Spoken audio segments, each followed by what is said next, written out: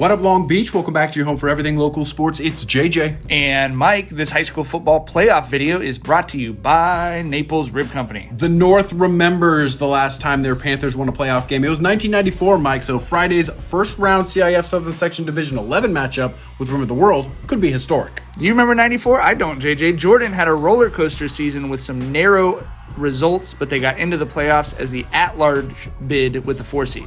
The Fighting Scots of Rim of the World brought the weather with them down the hill, and they got the right offense to win this time of year.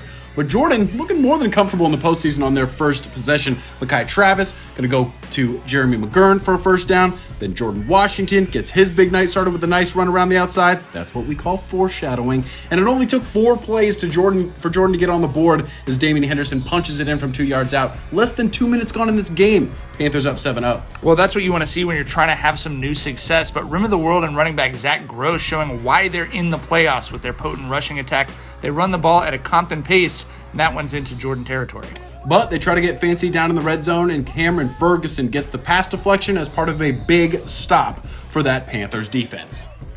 On the ensuing Jordan drive, the Panthers shot themselves in the foot, few ill-advised passes and penalties.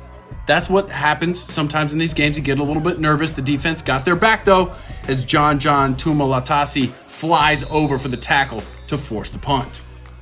However, on the ensuing punt, those self-inflicted wounds fester again for the Panthers. This muffed punt is going to set up Rim of the World on a short porch, and they're used to a short porch, JJ, because their school is literally built on a short porch. Few plays later, it's the age of Gross. Zach Gross winds his way in for a 10-yard touchdown, and so we're tied 7-7 at the end of the first quarter. Oh, gross, but that wouldn't last long. First play of the second quarter sees Damian Henderson take matters into his own hands. We've been telling you all year this kid is different. 67-yard touchdown for the junior, make up for that muff punt and give his team the lead for good. Spoiler alert, Jordan up 14-7.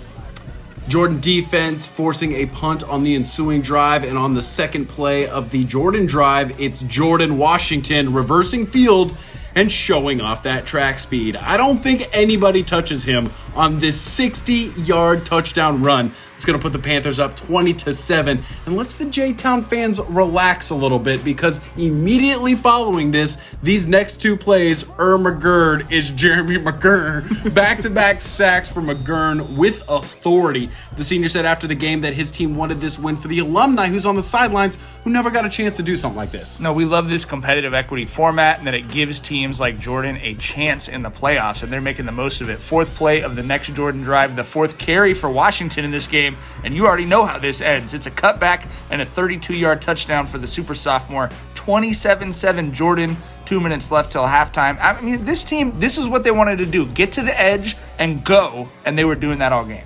Rim of the World trying to get creative before the break and try a halfback pass with Gross. I pan to the wide open wide receiver, but the ball lands in the hands of Ferguson. That's one of 4 turnovers created by this Jordan defense in this game. Halftime 27-7. Let's hang out with the Jordan band a little bit.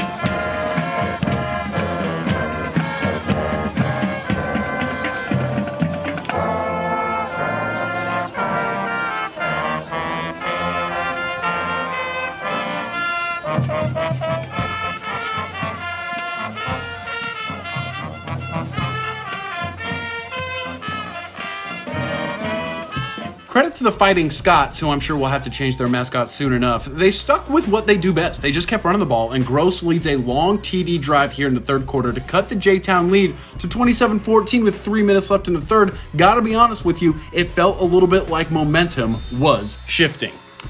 However, Rim of the World defense even better prepared for Jordan's speed. They force a quick 3-and-out, and it really started to feel a little bit nervy on the north side. But when they tried this trickeration again with Gross on the halfback pass, Washington there for the filibuster. Great play after initially getting beat. That's what speed does.